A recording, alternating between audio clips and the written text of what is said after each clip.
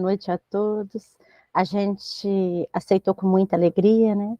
É sempre um grande prazer estar aqui, virtualmente ou pessoalmente aí com vocês, porque são amigos queridos. Alguns a gente já conhece, né? Mais próximos, outros não. Mas é sempre muito bom a gente estar junto aí. Então, eu agradeço sempre essa oportunidade, né? E esse tema que nós vamos falar hoje, prossigo para o alvo, é um tema realmente muito interessante, porque ele faz parte das cartas de Paulo, né? É um versículo que Paulo fala na carta que ele escreveu, né, aos Filipenses.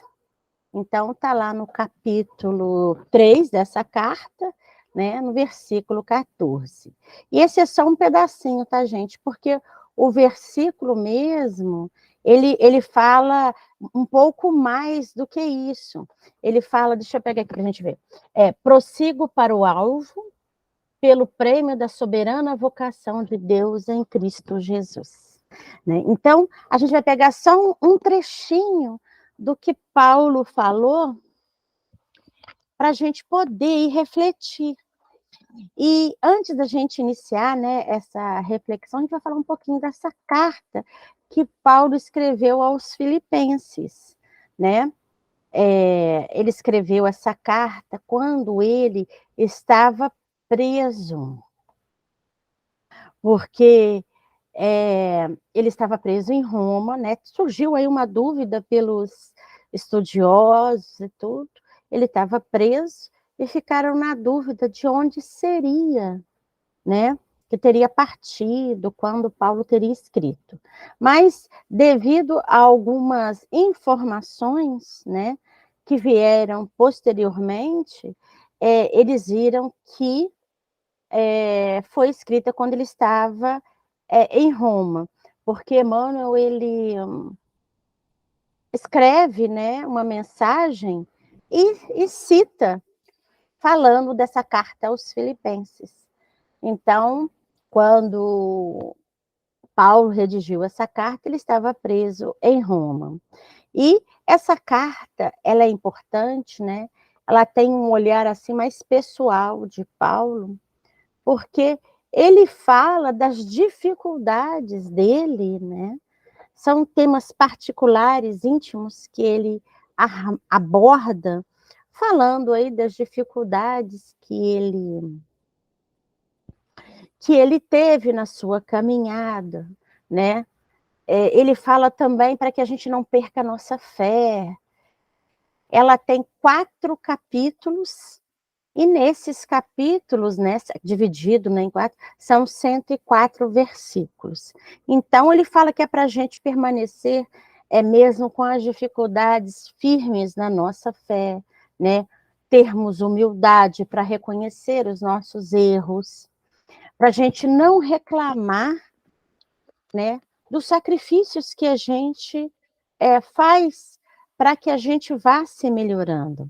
E em determinado trecho também, nesse capítulo 3 agora, né, ele fala que é para a gente seguir o seu exemplo, né? Qual o exemplo? O exemplo dessa transformação, que mesmo passando por todas as dificuldades, né, ele não perdia a fé, ele não perdia aí a certeza de que um dia ele alcançaria o alvo dele. Então ele prosseguia para o alvo. Qual é o alvo dele? Chegar a Jesus, né? Seguir esses ensinamentos que Jesus trouxe, né? Que faria com que ele, Paulo, fosse um espírito melhor. Então ele dirige essa carta lá aos Filipenses e cria neles também nesse olhar mais otimista, esse olhar de fortalecimento da própria comunidade. A cidade de Filipos, né, ela foi criada lá por Filipe da Macedônia, né? Depois ela foi incorporada ao Império Romano e convertida aí em uma colônia, uma cidade militar, né?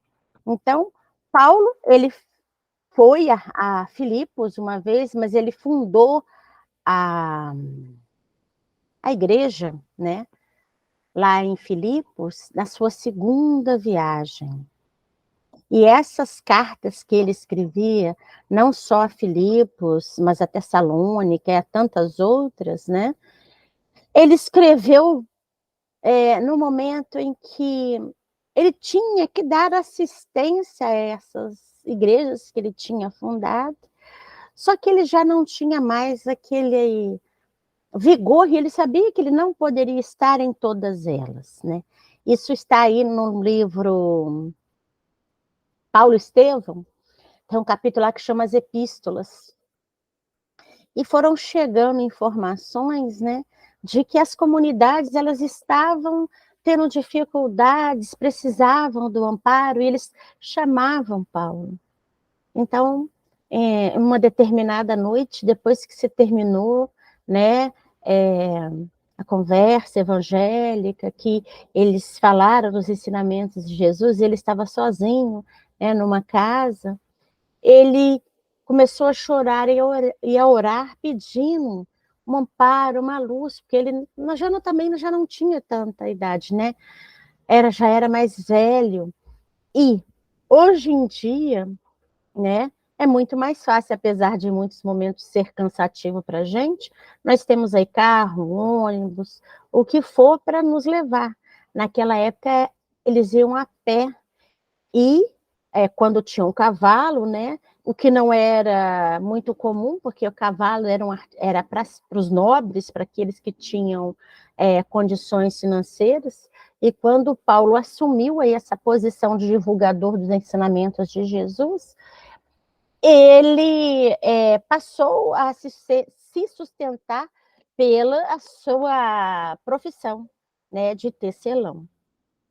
Então, ele não tinha, né, um cavalo. E então, ele iria a pé. As estradas eram ásperas, íngremes, o terreno era ruim. Então, era muito cansativo. Então, nesse momento em que ele orou e pediu inspiração, né, ao mais alto, chorando, é assim que ele termina a oração, e é muito bonito esse capítulo, né? A gente se emociona, né? Porque assim que ele termina a oração, ele ouve uma voz, né, próxima a ele, e ele sente a presença de Jesus. E Jesus diz a ele que ele não precisaria, né, ir até esses lugares, mas que ele poderia mandar, né, instruções, informações, e também assim, chamando atenção ou acolhendo, de acordo com a necessidade de cada comunidade. E ele entendeu o recado. É claro que um capítulo fala muito mais coisas, né? Mas ele entendeu que ele poderia se aproximar daqueles irmãos, né? Através das cartas ou das epístolas, né? Que ele veio a escrever e que foram utilizadas por tantos outros, que depois foram copiadas, né? E que se lia em vários lugares e várias comunidades. Então, quando Paulo ele faz esse direcionamento, principalmente nessa carta aos Filipenses, ele mostra aí, né, que é necessário que a gente não perca o nosso foco. O que nós queremos? E a gente vem agora para a gente, nesse momento. O que nós somos? Nós somos espíritos imortais. Estamos aqui numa trajetória de evolução, né? Porque o nosso Pai, extrema bondade, misericórdia, ele nos dá essa oportunidade. Fomos criados todos simples e ignorantes, e nos dado sempre, né, a oportunidade de progredir, porque esse, né, a finalidade da encarnação. A finalidade da encarnação está lá no Livro dos Espíritos, na questão 132, é que todos nós consigamos chegar à perfeição. Além disso, ainda tem uma outra finalidade, que é nos vestindo num corpo de carne, nós vamos participar da obra da criação, né? Como assim? Nós vamos passar pelas nossas dificuldades, pelas nossas vicissitudes e vamos aprender, vamos nos tornar melhores. Então, qual que é o nosso alvo? Qual que é o nosso objetivo? É sermos, né, espíritos bons, espíritos perfeitos. Para isso, a gente tem que ter aquele olhar, né, de que as coisas que acontecem conosco, elas têm que ser olhadas de uma forma assim, que vai nos acrescentar. Tudo que nós passamos, e isso eu gosto muito de salientar, sabe, gente, porque Deus não quer que a gente sofra, ou não quer que passar para a gente estar sendo castigado. Tudo que a gente passa, todas as dificuldades que a gente vive, elas são frutos das nossas próprias escolhas. Elas são frutos do nosso livre-arbítrio. Porque por mais que os nossos irmãos, eles nos inspirem, eles nos tentem nos mostrar o bom caminho, a escolha sempre é nossa. Então a gente vê que a gente tem essa oportunidade. A gente tem essa oportunidade de errar e começar novamente, de se transformar, de a cada dia ser melhor do que no dia anterior.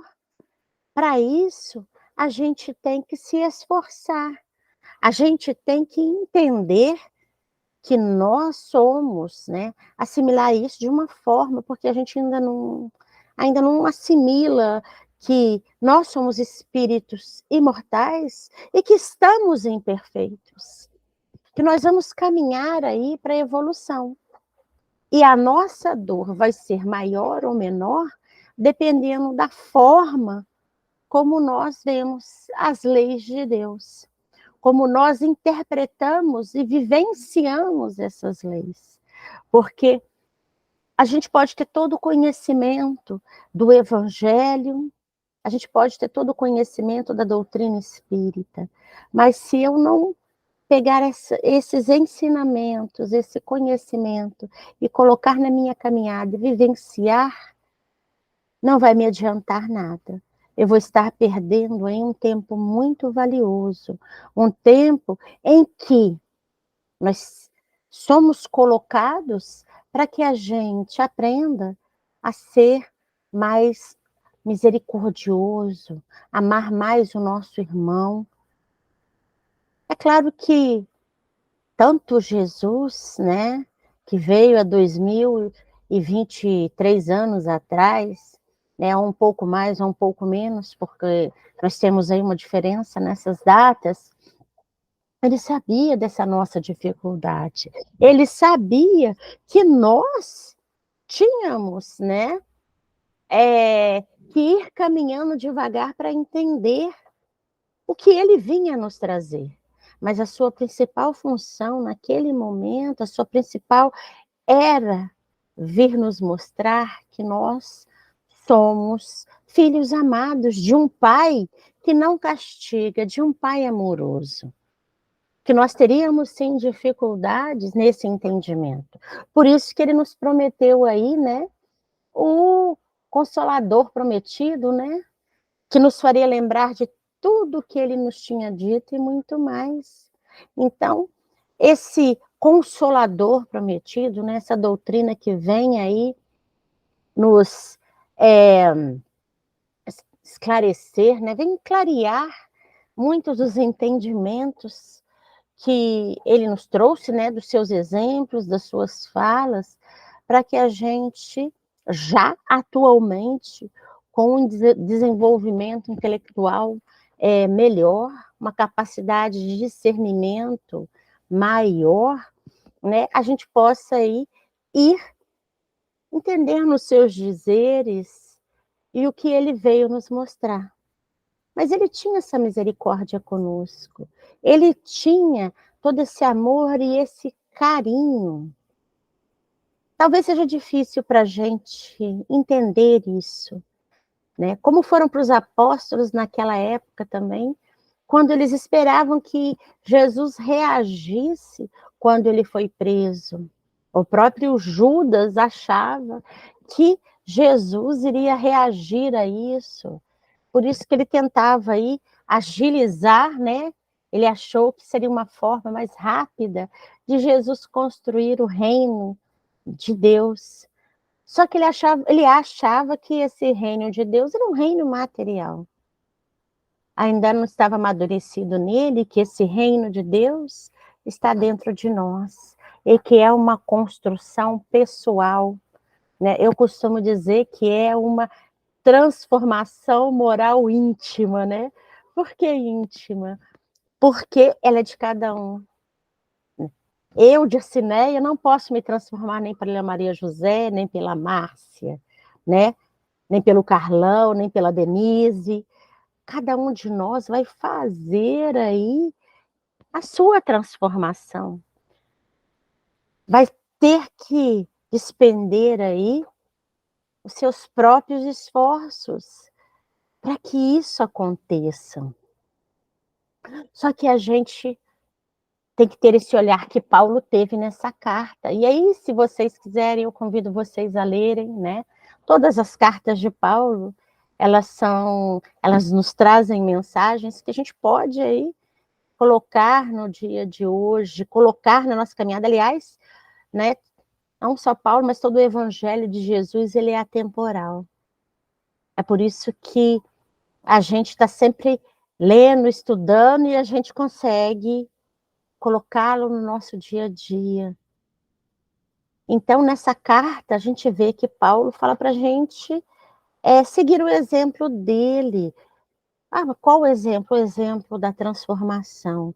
O exemplo de que mesmo no sacrifício extremo, e ele fala isso na carta, né? Nós não perdermos a nossa fé, não perdermos o nosso foco, não deixarmos de acreditar que nós somos filhos amados de Deus. Não acreditarmos que Ele quer que a gente seja castigado. Ele quer, sim, que a gente seja feliz. Mas que para que a gente construa isso, para que a gente consiga ter esse olhar, é necessário que a gente vá mudando a nossa forma de entendimento com as coisas que a gente, por exemplo, as coisas do mundo. Muitos de nós ainda somos apegados, muito apegados às coisas materiais, né? A gente, em muitos momentos, deixa de construir valores espirituais, nos apegando mais ao mundo material. Sendo que, se é uma coisa que nenhum de nós pode dizer, né, que a gente fala, vamos colocar essa palavra, né, que não é fatalidade, mas é uma coisa que vai ocorrer, né, entre aspas, é a nossa desencarnação. Todos nós vamos desencarnar um dia. Todos nós vamos voltar para casa, isso é um fato. Isso é um fato que vai acontecer. Nenhum de nós, como diz, né, vai ficar para semente. Porque é assim que acontece. Nós encarnamos, e eu não me lembro o nome do autor, mas eu me lembro que eu estava preparando um estudo, né? E ele falou que a gente começa a desencarnar nesse processo a partir do momento que a gente encarna. Por quê? Porque a partir do momento que a gente nasce no mundo físico, nesse mundo material, um dia nós teremos que voltar para casa. Um dia nós vamos desencarnar. E o que nós temos que colocar no nosso coração, na nossa mente, é que nada do que nós temos na Terra nos pertence. Nós somos aí, né, usufrutuários de tudo que nós temos. E o nosso dever enquanto usufrutuário, né? Enquanto não é só nos utilizarmos disso, mas também de nós cuidarmos disso. Então, tudo que nós temos, teremos, está sobre o nosso cuidado. E nós vamos responder por isso. Nós vamos responder pelos filhos que nós tivemos, pelos animais que nós envolvemos, que são princípios inteligentes que dependem, pela natureza que a gente cuida ou não. Porque, enquanto seres racionais, parte do princípio que nós, né, somos mais conhecedores e entendedores das obras da criação. Então, a nós é dado mais responsabilidade em cima, né, das coisas que Deus criou, do todo que Deus criou, dessa harmonia. Nós somos responsáveis por mantê-la, nós somos responsáveis por cuidar dela. E tudo isso vai chegar a conta para a gente. Então, é importante que a gente entenda que nada do que nós temos aqui irá conosco. Nada. Tudo isso que nós temos aqui foi nos dado para que a gente tenha uma encarnação salutar e a gente possa, sim, cumprir a nossa missão, cumprir o nosso planejamento reencarnatório, né? Uma das coisas que eu gosto de frisar, né, que às vezes as pessoas, o material, nós temos que trabalhar, sim, o trabalho remunerado, ele é muito importante, está lá na lei do trabalho, né? A gente precisa disso para a nossa sobrevivência. A gente precisa disso, né, para que a gente possa caminhar saudavelmente, né? Tanto o trabalho remunerado quanto o trabalho, né, voluntário. Agora, acumular, fazer acúmulo de bens, né, e não utilizá-los de forma adequada, porque ter conforto, né, a gente trabalha para isso, para ter uma vida confortável, para a gente poder utilizar também do que a gente tem como uma forma de amor, como uma forma de doação para o nosso irmão. Então, não é o que a gente tem, né? Mas como a gente utiliza o que a gente tem. Então, o trabalho, ele é de extrema importância para todos nós. Ele nos faz crescer enquanto pessoas encarnadas, enquanto espíritos. Por quê? Para que a gente desenvolva também dentro de nós qualidades abençoadas, qualidades essas que a gente precisa, né, ir aprendendo, qualidades que a gente precisa aí para se tornar melhor, para ir nos educando, para que a gente possa ver o outro como realmente um irmão fraterno, um irmão, né, não distante, mas aquele irmão que está aí ao nosso lado, ter essa fraternidade. Pode ser aquele que, infelizmente, naquele momento, né, a gente ainda não tem uma conexão, a gente fala, né, que é desafeto. Eu não gosto muito de falar a palavra inimigo, não, né, que inimigo fica tão pesado, né, gente? Mas os nossos desafetos, aqueles que não comungam conosco nas nossas ideias, porque a gente não sabe em muitos momentos por quê, mas a gente nutre aí uma certa antipatia.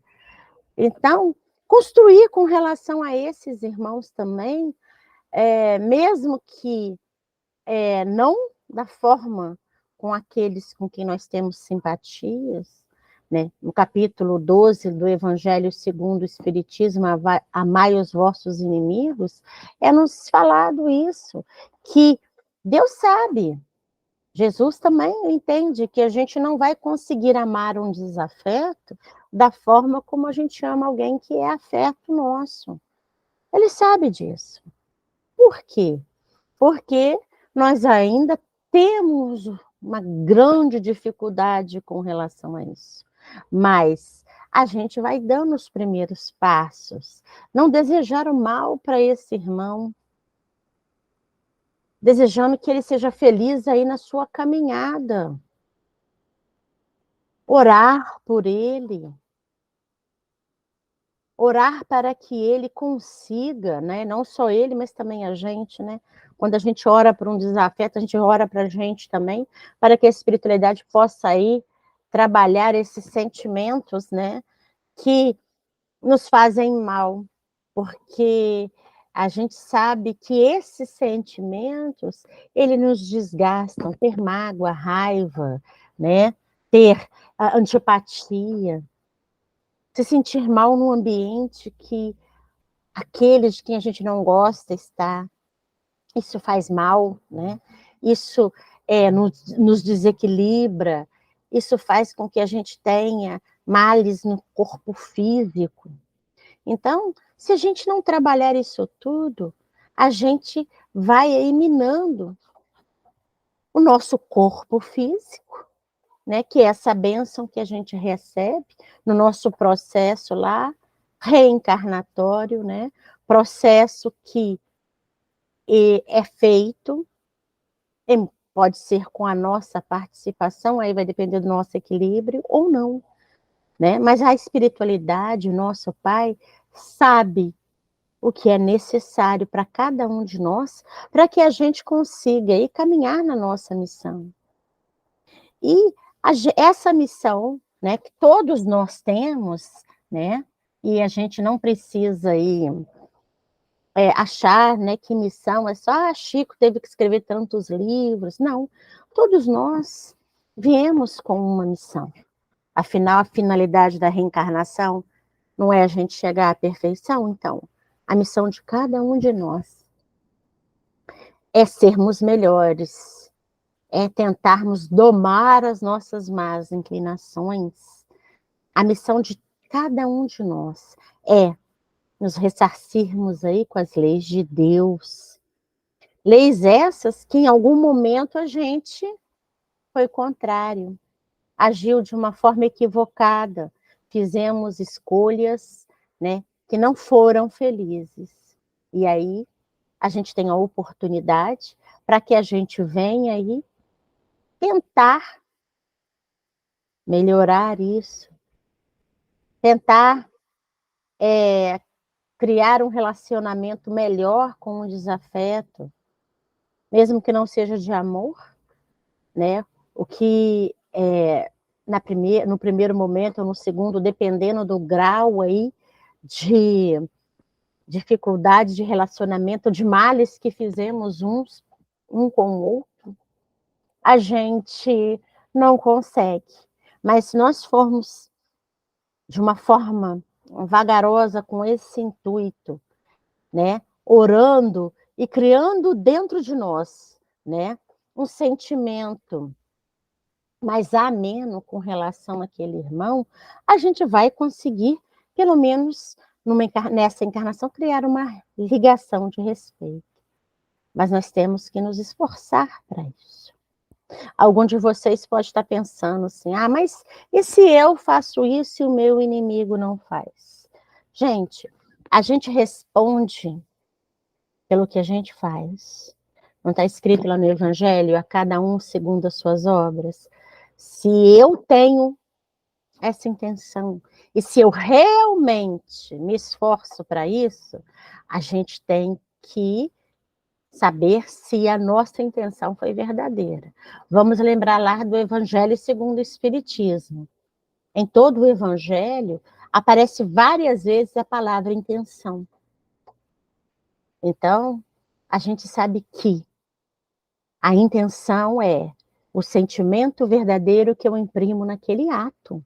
Então, se a intenção que eu tenho é de realmente não desejar o mal daquele irmão, mesmo que o nosso relacionamento, né, a gente não precisa, né, desejar, penso eu, aí já é a minha observação, conviver com ele, né, naquele dia a dia, mas se eu consigo desejar para aquele irmão, tá? Que ele seja feliz na caminhada dele, mesmo que não próximo a mim. Se eu já for limpando aí os meus sentimentos com relação a ele, e eu falo isso para vocês, que a prece, ela nos ajuda muito. A prece cria em nós um fortalecimento para que a gente seja envolvido por esses espíritos benfeitores, porque a gente imprime nelas nossos reais sentimentos. Então, se a nossa intenção for verdadeira, a espiritualidade vai saber. Então, se nós conseguirmos aí construir isso, mas o nosso desafeto não quer, ele vai responder pelo que ele vai fazer. Nós responderemos por nós. Por quê? Porque quando a gente fala responder por nós, é porque a gente responde pela nossa consciência. O nosso juiz, quando a gente chega lá no plano espiritual, é a nossa consciência. Somos nós que nos cobramos. Nós não temos ninguém lá com um livrinho que vai falar, não, peraí, vamos ver isso. Você tinha que se reajustar aí e não fez. Não, somos nós que vamos lá, poxa, eu fui lá com essa intenção, com essa missão. E eu não me esforcei para isso. Um exemplo, né, é diferente desse, mas que a gente vê o arrependimento, a nossa literatura tem muito isso, a literatura espírita. Mas naquela obra de André Luiz, Nos Mensageiros, a gente vê aqueles irmãos que vieram, né, que reencarnaram com a missão de serem médios para ajudarem outros, né, e se desvirtuaram.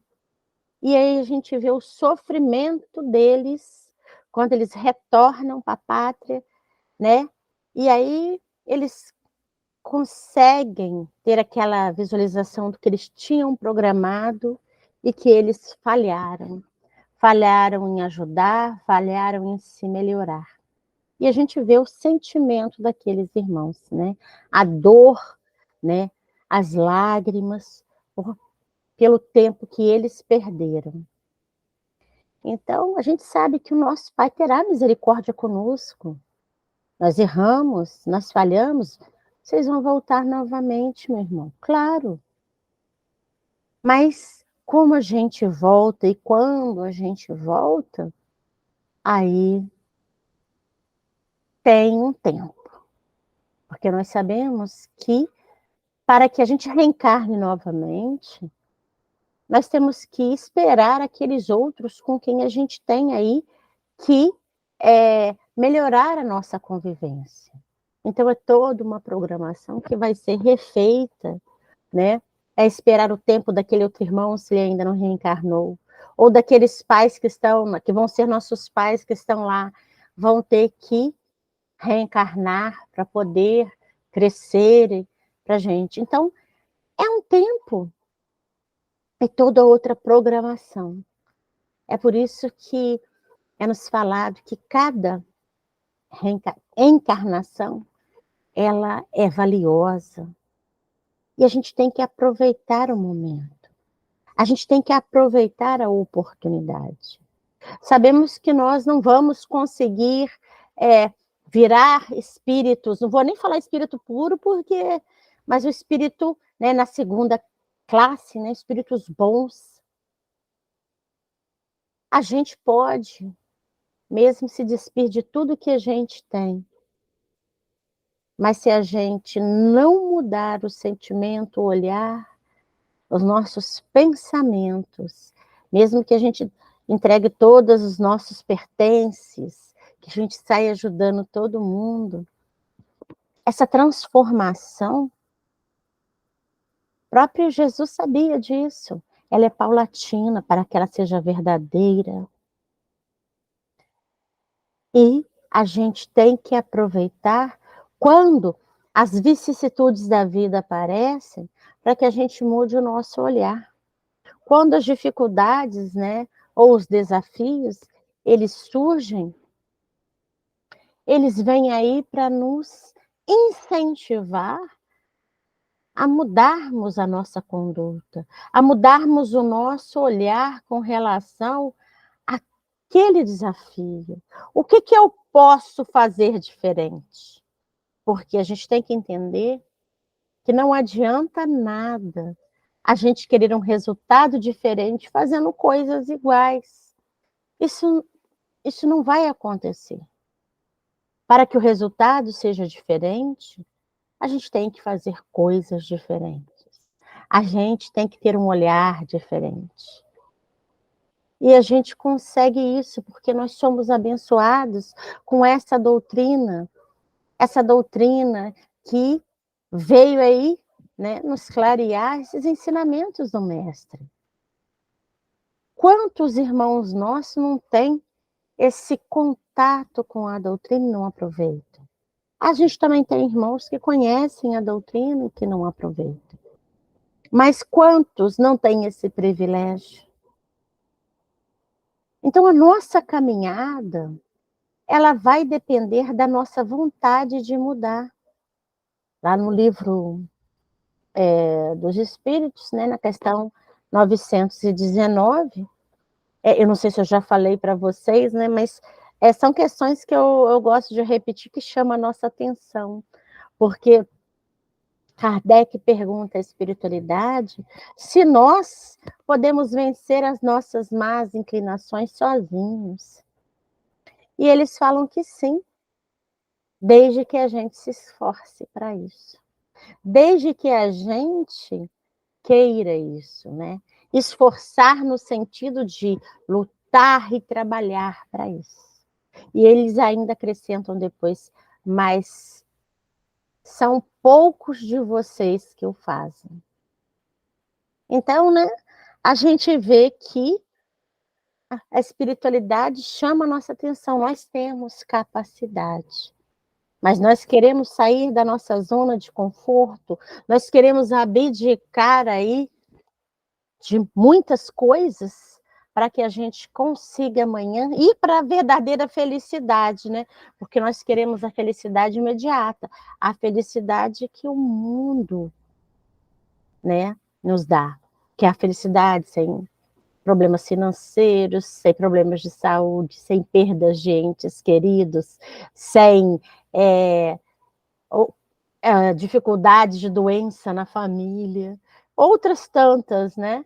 Mas essa felicidade é do mundo e ela é transitória. A real felicidade é que Deus quer para a gente, é aquela em que nós vamos ter a paz dentro do nosso coração. Mas uma paz que a gente ainda não consegue entender.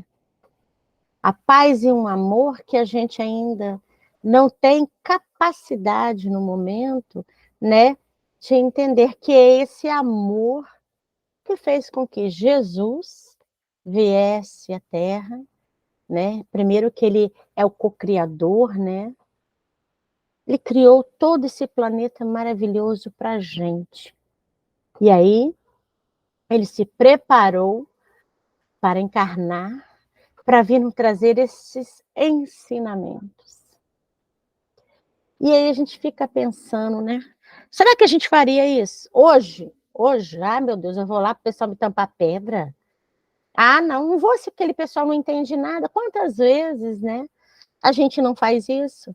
Quantas vezes a gente está aí com pessoas que têm dificuldades nesse entendimento e a gente fala, né, que a gente não quer conviver porque aquelas pessoas são muito difíceis, aquelas pessoas, né, que podem estar ali tão próximos de nós, no nosso núcleo familiar. Quantas vezes a gente não faz isso? A gente quer fugir porque a gente acha que está na família errada, no local errado, ou no trabalho errado. E Jesus veio por amor. Um amor ainda que nós não conseguimos entender. Um amor absoluto, soberano, sem nos julgar. Olha isso. Sem nos julgar. Chamando a nossa atenção com misericórdia. Então, a gente tem que manter esse olhar. manter o olhar que Paulo nos mostra, que é o nosso alvo.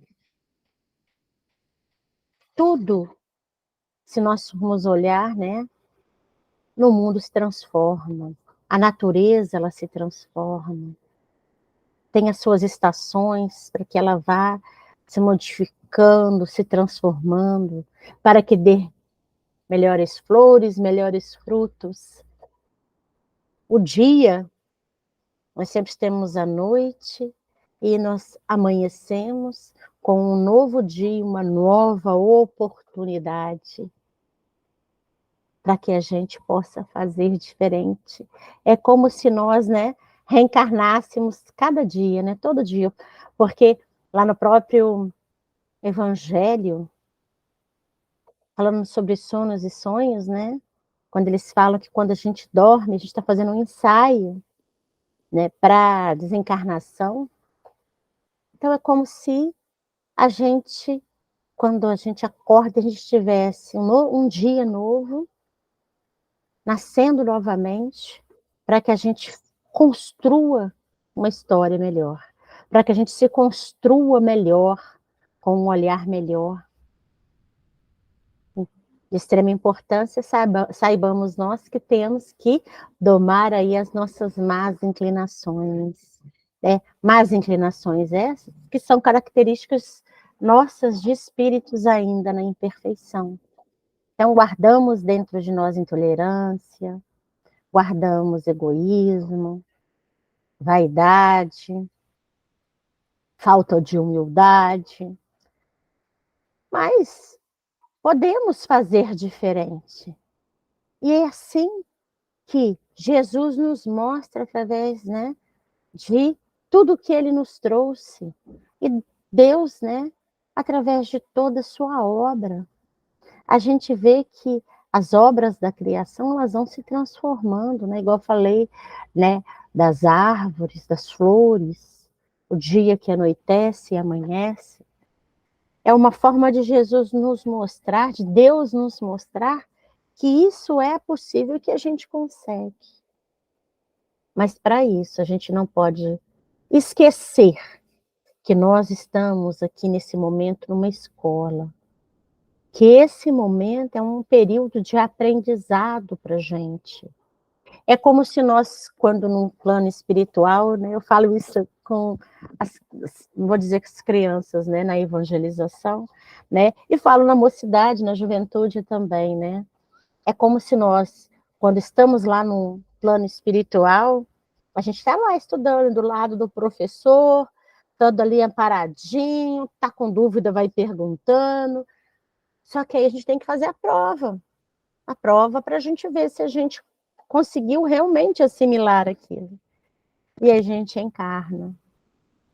A gente encarna, fecha o livro, né? Os nossos mentores, aqueles amigos espirituais, eles ficam invisíveis aos olhos do corpo físico. Mas a gente nunca está sozinho. E aí a gente começa a nossa prova. Para saber se o que a gente aprendeu no mundo espiritual, a gente vai conseguir praticar. E eu friso que a gente nunca está sozinho, né? Porque às vezes a gente passando pelos problemas, passando pelas vicissitudes aí, essas dificuldades da nossa caminhada, a gente pergunta a Deus, né? Por que que ele nos abandonou? Sendo que o Pai, ele não abandona os seus filhos. Nós aqui, em muitos momentos, como a gente já falou, né, nos desviamos da sua lei, e aí a gente o quê? Se afasta disso. A gente se afasta dele. Mas ele, a partir do momento em que a gente clama, a gente é acolhido. A partir do momento em que a gente reconhece que a gente precisa de ajuda, que a gente se arrepende, a gente está envolvido. E a gente se lembra, né? Eu gosto sempre de citar, porque André Luiz é sempre um exemplo para a gente ver isso. Quando André Luiz estava lá no umbral, ele não estava sozinho. ele estava sendo envolvido ali, Clarencio e estava ao redor dele. Só que ele não conseguia ainda sentir esses irmãos.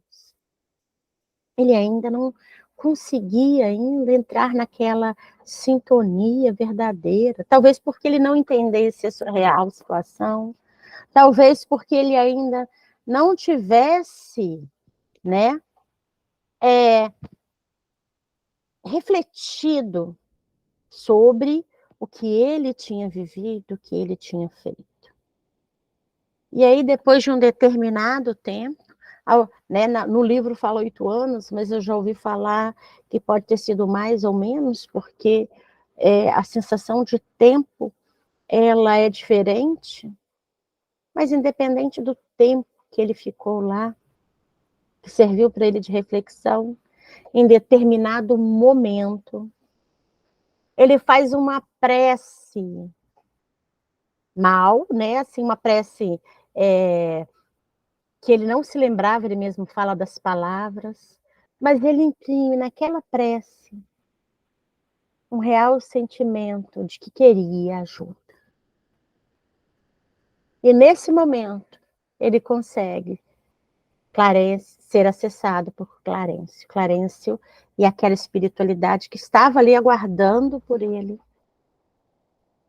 consegue serem vistos. E aí ele é resgatado. Então, assim somos nós. Em muitos momentos, a gente está pedindo ajuda, mas não está colocando ali sentimentos verdadeiros, sentimentos reais. Nós temos que ter sempre na nossa mente que a gente pode enganar aos outros no corpo físico, né? Quando encarnados, né? A gente pode passar para o outro a impressão que a gente quiser, a máscara que a gente vai usar. Só que a gente não se engana e não engana o Pai, que realmente conhece os nossos reais sentimentos, né? Os nossos sentimentos verdadeiros de transformação, de luta, de pedidos de ajuda. Então, a gente vê que quando Paulo chama a nossa atenção, né? Que ele fala nessa carta que ele prossegue para o alvo, ele faz o quê? Ele nos chama a um sentimento, né, de alegria. Olha, a gente está com dificuldade, a gente está passando por desafios, mas nós não podemos perder o foco de que Jesus está no leme, de que o amor de Deus, ele é maior. E que nós um dia chegaremos, né, próximos a Deus, de que um dia nós chegaremos a Deus. Então, esse sentimento de que nós temos aí um futuro espiritual pela nossa frente, de que nós podemos, né, e que todos nós conseguiremos, a gente tem que cultivar. Tem uma frase de Jesus que eu gosto muito, né, um versículo que eu gosto muito, e que nos momentos de mais dificuldade, eu mentalizo, eu penso, né, que está lá em João, que é quando Jesus fala assim: no mundo tereis aflições, tende bom ânimo, eu venci o mundo. Então Jesus nos chama aqui, ele nos chama a nossa realidade de espíritos imortais. Ele fala que nós somos capazes, que nós estamos amparados e que a gente tenha fé, que a gente nunca duvide desse amor que nós temos, né? Desse amparo que nós temos. Então, meus irmãos, que a gente possa sempre ter esse olhar, né? Esse olhar de espírito imortal e que a gente construa sempre o melhor para a nossa caminhada, né? Para aqueles a quem a gente ama. que essa transformação seja natural em nós, a partir do momento em que nós vivenciarmos os ensinamentos que o Mestre Jesus nos trouxe. Muito obrigada a todos vocês por esse momento, tá? Que a paz de Deus esteja nos nossos corações.